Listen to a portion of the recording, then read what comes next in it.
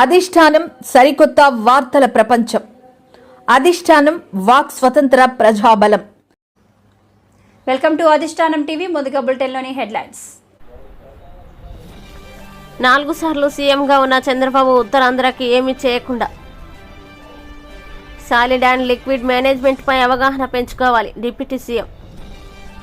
కూటమి ప్రభుత్వంలో ఇచ్చిన సూపర్ 6 హామీలు ఎప్పుడు అమలు చేస్తారు? ఇది సూపర్ 6 లేక సూపర్ మోసమా? మాజీ మంత్రి అంబటి రాంబాబు. పెందుర్తి రైతు బజార్లో ప్రభుత్వం రాయితీపై అందిస్తున్న సన్నబియ్యం ఎమ్మెల్యే. విజయనగరం విశాఖ రహదారి మధ్యలో ఏర్పాటు చేస్తున్న టోల్గేట్ ఎత్తివేయాలని డిమాండ్. అధికారం ఉన్నా లేకున్నా ఎల్లప్పుడూ మీ వెంటే ఉంటానని మాజీ మంత్రి Kakani. Solid and liquid management పై అవగాహన పెంచుకోవాలని డిప్యూటీ సీఎం పవన్ కళ్యాణ్ సూచించారు. నేడు ఆయన పంచాయతీరాజ్ కార్యాలయానికి వచ్చారు. రూరల్ డెవలప్మెంట్ పై పవన్ సమీక్ష నిర్వహించారు. ఈ సందర్భంగా పవన్ మాట్లాడుతూ, Asian infrastructure industrial development bank ప్రయత్నం చేస్తే దాదాపు 400 మిలియన్స్ ఇచ్చారు వాళ్ళు. ఇస్తే కానీ మనం ఏం చేసాం, వాళ్ళు ఇచ్చిన తర్వాత అది రోజు ఏమైపోయింది, గత ప్రభుత్వం డబ్బులు పే చేయక వాళ్ళకి ప్రాజెక్టు నిర్మాణం చేయలేదు. నేను అడిగాను ఏంటంటే అధికారులని, బ్యాంక్ అధికారులు, ఎందుకు అంటే లాస్ట్ గవర్నమెంట్ వాళ్ళు కనీసం వాళ్ళ వాటా వాళ్ళు ఇవ్వలేదు. వాళ్ళు 70 కోట్లు వాళ్ళ వంతు రిలీజ్ చేశారు, కానీ రాష్ట్ర ప్రభుత్వం ఇవ్వాల్సిన వంతుని వాళ్ళు రిలీజ్ చేయకపోవడం వల్ల వాళ్ళు ఏం చేశారు, అలా ఉంచేశారు దాన్ని. కొద్ది రోజుల తర్వాత నేను రోడ్లు ఇలా అలా చూస్తే ఒక 40-40 మిలియన్ డాలర్స్ అలాగే బ్యాంకుల్లో పెట్టుకొని కూర్చున్నారు. అది ఎటు డైవర్ట్ చేశారు ఏంటి అని పక్కన పెట్టి రోడ్లు వేయలేదు. అందువల్ల ఏంటంటే వాళ్ళకి నమ్మకం పోయి ప్రభుత్వం, గత ప్రభుత్వం మీద వాళ్ళు ఏం చెప్పారంటే మేము డబ్బులు ఇవ్వం, మేము రీఇంబర్స్మెంట్ విధానం పెడతామని చెప్పేసి మినిస్ట్రీ ఆఫ్ ఫైనాన్స్ పెట్టింది. వాళ్ళు ఏం చేశారు, మొన్నదాకా మన వాటా ఇవ్వాలి, 70 కోట్లు పెడితే మనం 30 కోట్లు పెట్టి ప్లస్ జిఎస్టీ మనం కడితే 18% దాన్ని ముందుకు తీసుకెళ్ళారు. ఈ నెగోసియేషన్లో కానీ ఎక్కడ కూడా జిఎస్టీ మాకు భారం అయిపోతుందని కేంద్ర ప్రభుత్వంతో మాట్లాడలేదు. ఇట్లాగా ఏదైతే ఇంటెండెడ్ పర్పసెస్కి గొప్ప నోబుల్గా స్టార్ట్ చేశారో వీళ్ళు రకరకాల విధానాల ద్వారా ఫండ్స్ని ఎటు డైవర్ట్ అయిపోయింది. ఇది ఇండస్ట్రియల్ వాళ్ళు ఏషియన్ మన ఏఐబి కూడా చెప్తా ఉన్నారు మా డబ్బులు రాలేదు. Then I said we have taken responsibility. వాళ్ళకి ఏం చెప్పానంటే మేము మాట్లాడతాం, మాకు కొద్ది సమయం వాళ్ళు అడిగింది ఏంటంటే రీఇంబర్స్మెంట్ పెట్టారు, అంటే ముందు మీరు ఖర్చు పెట్టేయండి మేము తర్వాత ఇస్తామని. అసలే డబ్బులు లేవు. నేను మాట్లాడితే వాళ్ళు అడిగింది ఏంటంటే కనీసం ఈ ప్రాజెక్ట్ అయిపోద్ది అంటే 2019లో వాళ్ళు 18 కంటే 2019 నుంచి ఆచరణలోకి వచ్చింది. బై 20 వాళ్ళు 2 years అంత మొత్తం అవ్వాల్సిన ప్రాజెక్ట్, కానీ అవ్వాల. ఇప్పుడు మళ్ళీ కరోనా వల్ల ఇంకోటి పక్కన పెట్టి తర్వాత కూడా డబ్బులు వచ్చినా కానీ వాళ్ళు చేయకపోతే ఇప్పుడు అడిగింది ఏంటంటే ఈ డిసెంబర్ దాకా పొడిగించారు. ఈ డిసెంబర్ లోపు నేను అడిగింది ఏంటంటే ఇది కంటిన్యూ అవ్వాలి ఫండింగ్, అంటే ఏం చేయాలి, మేము డబ్బు కొంత పెట్టాం, కూరుకుపోయాం దీంట్లో, మాకు డబ్బు మాకు రావాలి, మీరు ఎలా చేస్తారు ఏంటి అడిగితే నేను చెప్పిన వాళ్ళు ఏంటి మేము చేయగలం అంటే మాకు కనీసం 200 crores పర్ మంత్ కనుక మీరు ఈ ప్రాజెక్ట్ మీద పెడితే, రోడ్ల మీద పెడితే దీన్ని ఒక 3 months తర్వాత మేము మేక్ షూర్ దట్ రీఎంబర్స్మెంట్ నుంచి మేము తిరిగి లోన్ ఇచ్చే పద్ధతికి వస్తాం. సో ఇలాంటి ఛాలెంజెస్ ప్రతి చోట ఉన్నాయి. మీరు ఏ పథకం తీసుకున్నా ఈ పథకంలో ఒక ఛాలెంజెస్ ఉన్నాయి. సో ఇలాంటి ఛాలెంజెస్ నడుములో we want to do something like this. That's what. మీరేం చెప్తాను?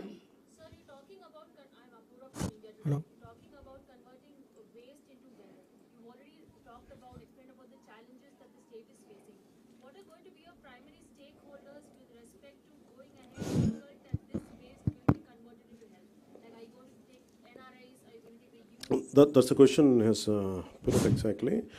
See, there should be a financial incentive for anyone who does this, who would like to come forward, and we have to give some kind of wealth creation has to happen from garbage. I think that should be a great motivation for a lot of entrepreneurs or youngsters to come. We don't need great knowledge for this. We don't need great technical aspects to it. It's just mere commitment and someone who is committed to collect garbage for every 12 hours and who could monitor it. And we are a part of it, and it's a challenging thing. And 4 సార్లు CM ఉన్న చంద్రబాబు ఉత్తరాంధ్రకి ఏమీ చేయకుండా ఇప్పుడు సవిత తల్లి ప్రేమ చూపిస్తున్నారు అంటూ మాజీ మంత్రి అమర్నాథ్ మండిపడ్డారు. శుక్రవారం ఆయన మీడియా సమావేశంలో మాట్లాడుతూ, 4 సార్లు సీఎంగా ఉన్న చంద్రబాబు ఉత్తరాంధ్రకి ఏమీ చేయకుండా ఇప్పుడు సవితి తల్లి ప్రేమ చూపిస్తున్నారంటూ మాజీ మంత్రి అమర్నాథ్ మండిపడ్డారు. శుక్రవారం ఆయన మీడియా సమావేశంలో మాట్లాడుతూ ఇన్నాళ్లు చంద్రబాబు ఒక ప్రాంతానికి పరిమితమై పరిపాలన కొనసాగించారని దుయ్యబట్టారు. వారు చేసినటువంటి కొన్ని వ్యాఖ్యలు, అలాగే ఉత్తరాంధ్ర మీద వారికి ప్రేమ ఉన్నట్టుగా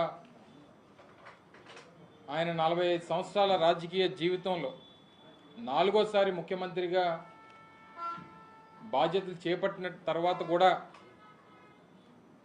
గతంలో ఏమీ చేయనటువంటి వ్యక్తి వచ్చి ఇప్పుడు మళ్ళీ ఈ ప్రాంత ప్రజల మీద సవత్తల్లి ప్రేమ చూపించేటువంటి ప్రయత్నం చేసినట్టుగా కనబడింది. సహజంగా ఏ ముఖ్యమంత్రి అయినా గతంలో పనిచేసినటువంటి సందర్భంలో చేపట్టినటువంటి కార్యక్రమాల గురించో లేదా ఈ ప్రాంతం మీద, ఎందుకంటే ఉమ్మడి రాష్ట్రానికి ఆయన 9 సంవత్సరాలు ముఖ్యమంత్రిగా, తర్వాత రాష్ట్ర విభజన జరిగిన తర్వాత మొట్టమొదటిసారిగా ఆయనకి రాష్ట్ర ప్రజలు అవకాశం ఇచ్చారు. ఆ 5 సంవత్సరాలు కూడా కేవలం ఒక ప్రాంతం మీద, ఒక ప్రాంతం గురించి, ఆ ప్రాంతంలో ఆయన చేపడుతున్నటువంటి, ఆయన పార్టీకి సంబంధించినటువంటి పెద్దలు చేపట్టినటువంటి కొన్ని కార్యక్రమాల గురించి తపన పడినటువంటి కార్యక్రమాలు మనం చూసాం. సరే, ఏదేమైనప్పటికీ వారు ముఖ్యమంత్రిగా తొలిసారి ఉత్తరాంధ్ర వచ్చినప్పుడు భవిష్యత్ కార్యక్రమాలు ఏంటి అనేటువంటివి చెప్పాల్సినటువంటి బాధ్యత, రానటువంటి కాలంలో ఈ ప్రాంతానికి ఏం చేస్తాం అనేటువంటిది చెప్పాల్సినటువంటి బాధ్యత సహజంగా ఉంటుంది. కాబట్టి అవన్నీ పక్కన పెట్టి ఇంకా జగన్మోహన్ రెడ్డి గారిని నిందించేటువంటి కార్యక్రమం, ఈ ప్రాంతానికి వైఎస్ఆర్ కాంగ్రెస్ పార్టీ ప్రభుత్వం గతంలో 5 సంవత్సరాలు ఏదో అన్యాయం చేసినట్టుగా వారు చిత్రీకరించేటువంటి ప్రయత్నం మనం చూసాం. ముఖ్యంగా అందులో భోగాపురం ఇంటర్నేషనల్ ఎయిర్పోర్ట్, కూటమి ప్రభుత్వంలో ఇచ్చిన సూపర్ 6 హామీలు ఎప్పుడు అమలు చేస్తారని కాంగ్రెస్ అధ్యక్షురాలు షర్మిల ప్రశ్నించారు. ఆమె ఈరోజు పార్టీ కార్యాలయంలో మాట్లాడుతూ కూటమి ప్రభుత్వం ఇచ్చిన హామీలను వెంటనే నెరవేర్చాలని, లేకపోతే తాము ధర్నా చేస్తామని తెలిపారు. చంద్రబాబు గారు అధికారంలోకి వచ్చి 1 నెల దాటిపోయింది.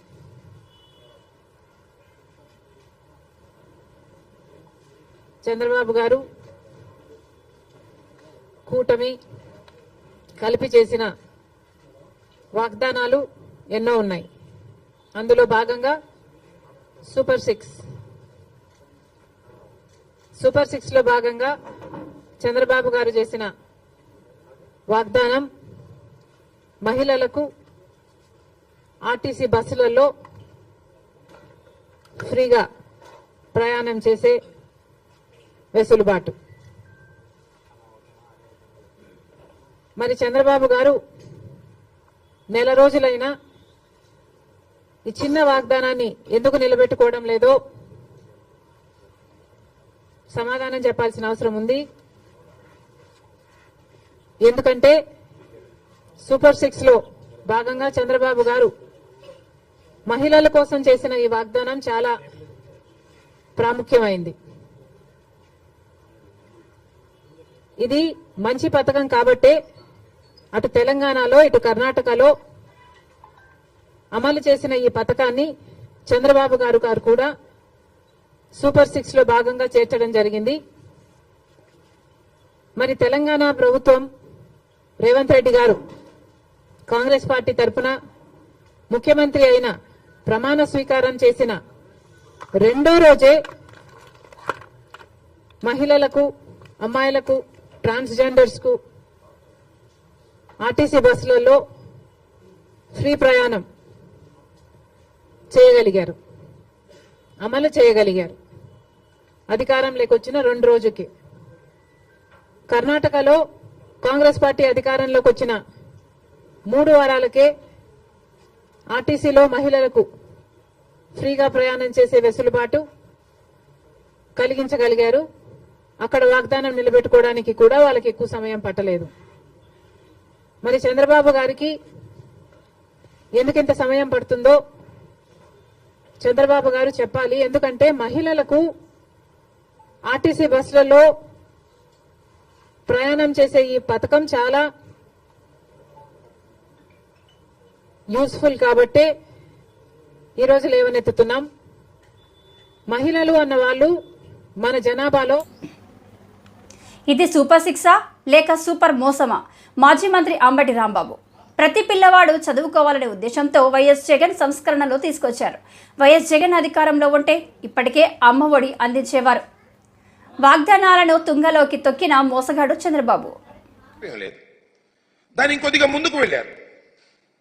ముందుకు వెళ్ళి ఇద్దరుంటే 30,000, ముగ్గురుంటే 45,000, నలుగురుంటే 60,000 రూపాయలు మీ ఇంటికి తీసుకొచ్చి ఇచ్చేటటువంటి కార్యక్రమం చేస్తాం. అమ్మఒడి కాదు మాది, తల్లికి వందనం అని పేరు మార్చారు. ప్రజలు అట్రాక్ట్ అయ్యారేమో, పాపం ఓట్లు వేశారు, గెలిపించారు. ఇచ్చిన మాట నిలబెట్టుకోవాల్సిన బాధ్యత ఉందా లేదా చంద్రబాబు నాయుడు గారికి అని అడుగుతా ఉన్నా. ఇచ్చిన మాట నిలబెట్టుకొని శభాష్ అనిపించుకోవాలి కదా. చంద్రబాబు నాయుడు గారు ఎన్నికల్లో తీవ్రంగా ప్రచారం చేసుకున్నారు. జగన్మోహన్ రెడ్డి గారు ఒక్క పిల్లవాడికే ఇస్తున్నాడు, నేను వస్తే 4గురికైనా ఇస్తా, 5గురికైనా ఇస్తా, 3గురికైనా ఇస్తానని చెప్పేసి ఒక చంద్రబాబు నాయుడు గారే కాదు, కూటమిలో ఉన్నటువంటి అందరూ కూడా ప్రచారం చేశారు. సూపర్ 6 అన్నారు. సూపర్ 6 ఇది ఒకటి ప్రధానమైంది. చూడండి వాళ్ళు ఏ విధంగా ప్రచారం చేశారో ఒక్కసారి. అది వేయ మహాలక్ష్మి అని, మహాశక్తి పథకం అని చెప్పేసి కొద్ది పద్ధతి, మహాశక్తి తల్లికి వందనం పథకం కింద మీ ఇంట్లో ఎంతమంది పిల్లలు చదువుతుంటే వారందరికీ ఒక్కొక్కరికి ఏడాదికి 15,000 రూపాయలు అన్నారు. మళ్ళీ సూపర్ 6 అని ఒకటి పెట్టారు. ఆ సూపర్ 6 ఒకసారి సూపర్ 6లో కూడా చాలా ప్రయత్నం చేశారు. సూపర్ 6లో కూడా కొద్ది పెద్దది, సూపర్ 6లో రెండోదే. ఆ సూపర్ 6లో చాలా పెట్టారనుకోండి. ఆ సూపర్ 6కి సంబంధించి యువతకు 20 లక్షల ఉద్యోగాలు, నెలకు 3,000 నిరుద్యోగ భృతి. సరే ఇస్తారో లేదో చూద్దాం. ఇది స్కూలుకు వెళ్లే ప్రతి విద్యార్థికి ఏడాదికి 15,000 రూపాయలు. మేమిస్తుంది ఏంటి జగన్మోహన్ రెడ్డి గారు? ఎంతమంది పిల్లలు వెళ్ళినా 15,000 రూపాయలు. కానీ మేము అధికారంలోకి వస్తే, కూటమి అధికారంలోకి వస్తే ఎంతమంది పిల్లలు వెళితే అంతమంది ఇంటూ 15,000. ఇద్దరు వెళ్తే 30,000 ఈ రకంగా చెప్పుకొచ్చారు. ఇది వీటిలో పెడతానే కాదు, ఎన్నికల ప్రచారాలకు వెళ్ళినప్పుడు ఎంత బ్రహ్మాండంగా చెప్పారో ఒకసారి చంద్రబాబు నాయుడు గారిది ఒకసారి చూపించండి.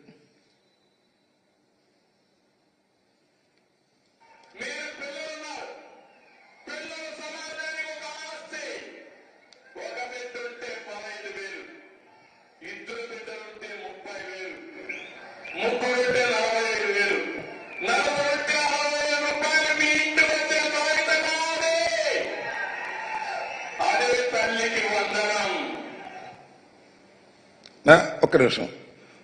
4గురుంటే 60,000 మీ ఇంటికి తీసుకొచ్చి ఇచ్చే బాధ్యత నాది అని ఎన్నికల్లో చెప్పాడు. దాని పేరు తల్లికి వందనం అన్నాడు. ఆయన చెప్పటమే కాదు, ఆయన పార్ట్నర్ జనసేన అధ్యక్షులు డిప్యూటీ సీఎం గారు ఆయన కూడా ఇదే మాట చెప్పాడు. కూటమి కదా, ఒకసారి వేయమ్మది.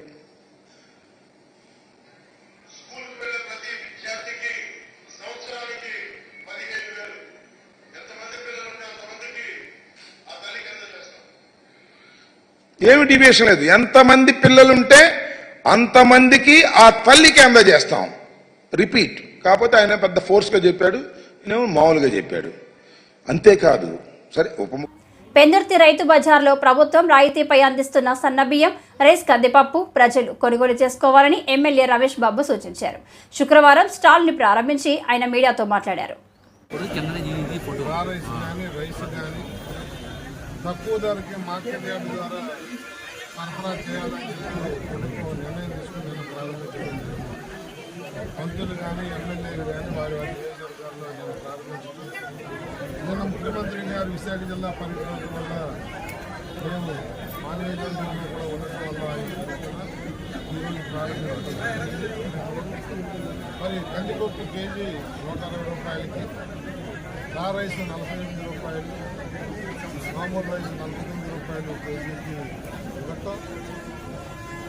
ఎవరైతే పేదవారు ఉన్నారో, మధ్యతరగతి వాళ్ళు ఉన్నారో వాళ్ళకి కనీసం కందిపప్పు మీద 20 రూపాయలు, రైస్ మీద 10 నుంచి 15 రూపాయలు మార్జిన్ ఉండే విధంగా ప్రభుత్వం నిర్ణయం తీసుకోవడం.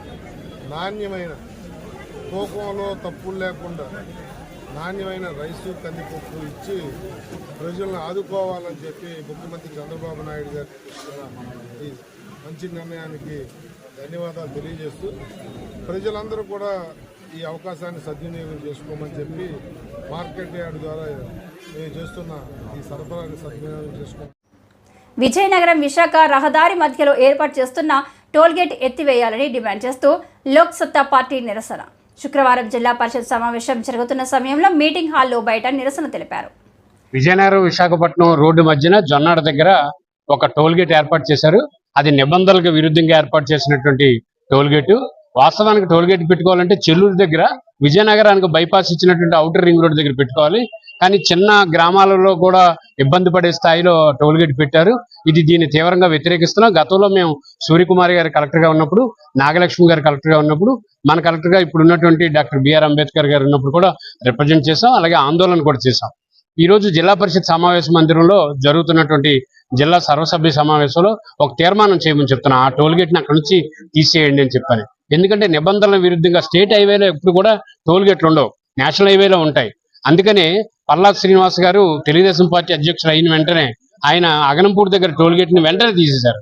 నేను కోరుతున్నది ఏంటంటే ఈ జిల్లాలో ప్రజాప్రతినిధులు అంతా ఒక మాట మీదకి వచ్చి ఈ స్టేట్ హైవే మీద ఉన్నటువంటి టోల్గేట్ని తక్షణమే తొలగించాలి. లేకపోతే ఇప్పటికే ఆర్టీసీ వాళ్ళు కూడా ఛార్జీలు పెంచారు. పర్ టికెట్కి 10 రూపాయలు పెంచారు. ఇదంతా సామాన్యుల మీద పడే భారం. వెంటనే ఇక్కడ ఉన్నటువంటి ప్రజాప్రతినిధులంతా కాస్త సానుకూల దృక్పథంతో ఈ తీర్మానం చేయాలని చెప్పి లోక్సత్తా పార్టీ రాష్ట్ర అధ్యక్షుడిగా నేను కోరుతున్నాను. అధికారం ఉన్నా లేకున్నా ఎల్లప్పుడూ మీ వెంటే ఉంటారని మాజీ మంత్రి కాకాని గోవర్ధన్ రెడ్డి భరోసా. సర్వేపల్లి నియోజకవర్గంలోని వైఎస్ఆర్ కాంగ్రెస్ పార్టీ మండల నాయకులు, కార్యకర్తలతో కాకాని సమావేశం నిర్వహించారు. సార్వత్రిక ఎన్నికలు జరిగిన తర్వాత తెలుగుదేశం పార్టీ అధికారంలోకి రావడం, ఆ తర్వాత వైఎస్ఆర్ కాంగ్రెస్ పార్టీ శ్రేణులు అందరూ కూడా ఈరోజు ఎక్కడెక్కడైతే ఉన్నారో వాళ్ళందరూ కూడా దాదాపుగా 45% ఓటింగ్ సంపాదించి పెట్టినటువంటి నియోజకవర్గాలు ఉన్నాయి. కాబట్టి అత్యధిక శాతం మా వైపు నిలిచినటువంటి నిజానికి తెలుగుదేశం పార్టీకి వచ్చిన అధిక ఓట్లు మాకు సాధించి పెట్టడంలో స్థానికంగా ఉండేటువంటి నాయకులు, కార్యకర్తలు అందరూ కష్టపడి పనిచేశారు. కాబట్టి వాళ్ళందరినీ కలుసుకొని మీరందరూ కష్టపడి పనిచేశారు, ఓటమి పాలైనా సరే మీకు ధన్యవాదాలు తెలియజేయాలి, మీరు పడ్డటువంటి కష్టానికి ధన్యవాదాలు తెలియజేయాలని ఆలోచిస్తాం. ప్రతి మండలానికి వెళ్ళి కార్యకర్తల నాయకులను కలుసుకుంటున్నాం. అందులో భాగంగా ఈరోజు మనుగోలు మండలానికి సంబంధించి కూడా స్థానికంగా ఉండేటువంటి నాయకులు, కార్యకర్తలతో ఒక సమావేశం ఏర్పాటు చేసుకుని మాట్లాడుతున్నారు. కాబట్టి స్పష్టంగా చెప్పాం, అధికారం రాకపోయినా కార్యకర్తలకు అన్యాయం జరగనివ్వము, అన్యాయం ఎదుర్కొంటామని చెప్పి స్పష్టంగా చెప్పడం జరిగింది. ఎవ్వరూ అధైర్యపడాల్సినటువంటి అవసరం లేదు. చంద్రబాబు నాయుడు గారు అనేక రకాలైనటువంటి హామీలు ఇచ్చి అధికారంలోకి వచ్చాడు. ఆ హామీలన్నీ అమలు చేస్తారని మేము భావిస్తున్నాం, విశ్వసిస్తున్నాం. ఒకవేళ హామీలు అమలు చేయకపోతే మేము మా కార్యాచరణ రూపొందించుకుంటాం. కాబట్టి ఇప్పుడే అధికారంలోకి వచ్చి 1 మాసము 4 రోజులైంది. వెంటనే మీరు చేయలేదని చెప్పి ప్రశ్నించడమో లేదా విమర్శించడం అనేటువంటిది మంచి పద్ధతి కాదు. కాబట్టి దాన్ని ఆ ఆనవాయితీకి తిలోదకాలు ఇస్తూ ఆయన చేస్తాడని చెప్పి మేము ఆశిస్తున్నాం, ఆకాంక్షిస్తున్నాం. ప్రజలకు మేలు జరుగుతుందని చెప్పి భావిస్తున్నాం. దాని ప్రకారం ఏ విధంగా ఆయన ఆలోచన విధానం ఉంటుందో, ఏ విధంగా అమలు చేస్తారనేటువంటిది కూడా పరిశీలించిన తర్వాత వాటి గురించి మాట్లాడేటువంటి పరిస్థితి. ఎందుకంటే జగన్మోహన్ రెడ్డి గారి పరిపాలన చూసాం. ప్రజలకు ఇచ్చినటువంటి ప్రతి హామీని నిలబెట్టుకున్నాడు, సంక్షేమ కార్యక్రమాలను పరుగులు తీయించాడు. కానీ ఏ విధంగా, ఏ లోపం వల్ల ఈరోజు మేము ఓటమి పాలయ్యామనేటువంటి దాని మీద కూడా స్థానికంగా నియోజకవర్గాల వారీగా, మండలాల వారీగా, గ్రామాల వారీగా, మరింత లోతుగా కార్యాలయాల వారీగా అధ్యయనం చేసి సమీక్షించుకుని వాటిని మరలా పునరావృతం కాకుండా వాటిని అన్నిటిని కూడా సరిదిద్దుకునేటువంటి ప్రయత్నం చేయడానికి ఈ 5 సంవత్సరాల కాలం కూడా కష్టపడడం జరుగుతుంది. ప్రజలకు అన్ని విధాలు అండగా నిలుస్తాం. అధికారం ఉంది, అధికార బలం ఉంది. కాబట్టి అధికార బలంతో మేము వెర్రవెగుతాం. కాబట్టి అధికారం మాకు